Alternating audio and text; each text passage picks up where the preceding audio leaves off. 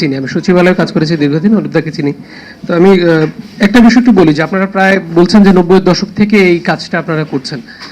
এখন আইনের প্রয়োগ হয় না, এই কথাটা বারবার উনিও বলছিলেন, হচ্ছেন যে অপ্রাপ্তবয়স্কদের ক্ষেত্রে সিগারেট বিক্রি কিন্তু হচ্ছে, এটা বাস্তবতা। উনি একটা ভালো পরামর্শ দিয়েছেন, ওটা আপনারা দেখতে পারেন যে আইডি কার্ডের বিষয়টা। আরেকটা হচ্ছে যে আপনারা বেশ কয়েকটি ওটিটি প্ল্যাটফর্মে কথা বলেছেন, বিশেষ করে বঙ্গ, হইচই বা চরকি, এগুলো কিন্তু খুব ভালো ভালো মালিকদের আন্ডারে কিন্তু এগুলো চলে।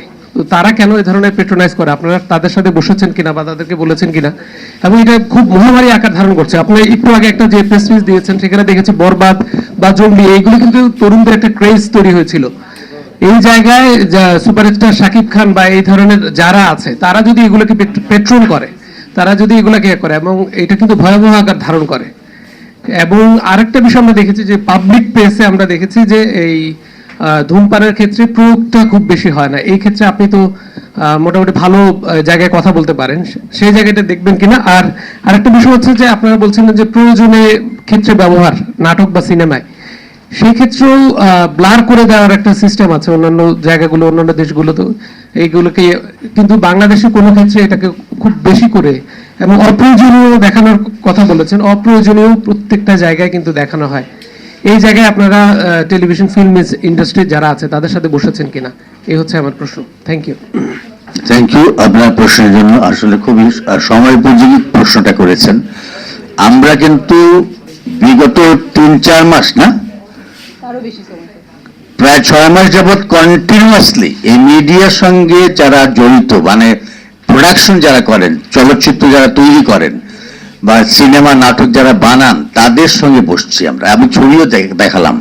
আমাদের যে শিল্পী একটা প্ল্যাটফর্ম হয়েছে এখন, ওই কি নাম ওইটার, আমাদের যে ডিরেক্টর গিল্ডস, ওইটার সভাপতি এখন কে, সেলিম, শহীদুজ্জামান সেলিম, তার সঙ্গে বসেছি। সমস্ত শিল্পীরা আসছিল এবং ডিরেক্টর চয়নিকা চৌধুরী সহ সবাই ছিল, যারা ছবি বানায়, নাটক বানায়, তাদের সঙ্গে বসে তাদেরকে আমরা আইন দেখাচ্ছি যে এগুলা করবেন না। অলরেডি কিন্তু আপনি জানেন যে জয়া হাসান একটা ছবিতে দৃশ্য করার পরে আইনের প্রয়োগের মাধ্যমে তাকে কিন্তু ক্ষমা চেতে হয়েছে। সুতরাং এগুলো কিন্তু আইনের প্রয়োগ এখন হচ্ছে এবং আমরা করছি।